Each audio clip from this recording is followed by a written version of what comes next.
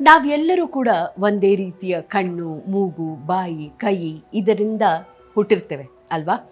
ಆದರೆ ನಾವೆಲ್ಲರೂ ಬದುಕೋ ರೀತಿ ಬೇರೆ ಬೇರೆ, ನಮ್ಮ ಕನಸುಗಳು ಬೇರೆ ಬೇರೆ, ನಮ್ಮ ಯೋಚನೆಗಳು ಬೇರೆ ಬೇರೆ.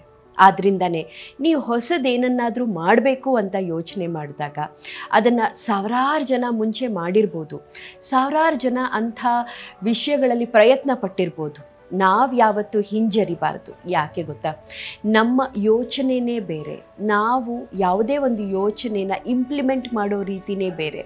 ಮತ್ತು ಅದೇ ವಿಚಾರ ಆದರೂ ಕೂಡ ನಾವು ಎಷ್ಟು ಪ್ರೀತಿಯಿಂದ, ಎಷ್ಟು ಶ್ರದ್ಧೆಯಿಂದ ಮತ್ತು ಯಾವ ಕನಸಿನಿಂದ ಆ ವಿಚಾರವನ್ನು ಪ್ರಪಂಚಕ್ಕೆ ಸಾರ್ತೀವಿ ಅನ್ನೋದು ಪೂರ್ತಿ ನಮ್ಮ ರೀತಿಯಾಗಿರುತ್ತೆ.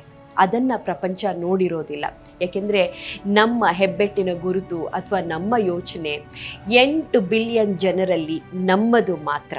ಹೀಗಾಗಿ ಹೊಸ ಪ್ರಯತ್ನ ಮಾಡ್ತಿದ್ದೀರಿ ಅಂತಾದರೆ ಅದು ಒಂದು ಬಿಸ್ನೆಸ್ ಆಗಿರಬಹುದು, ಅಥವಾ ಒಂದು ಯೋಚನೆ ಆಗಿರಬಹುದು, ಒಂದು ಕನಸಾಗಿರ್ಬೋದು, ಯಾವತ್ತೂ ಹಿಂಜರಿಬೇಡಿ. ಪ್ರಪಂಚ ಈ ಥರದ್ದು ಸಾವಿರಾರು ನೋಡಿರ್ಬೋದು, ಆದರೆ ನಮ್ಮನ್ನು ನೋಡಿರೋದಕ್ಕೆ ಸಾಧ್ಯನೇ ಇಲ್ಲ.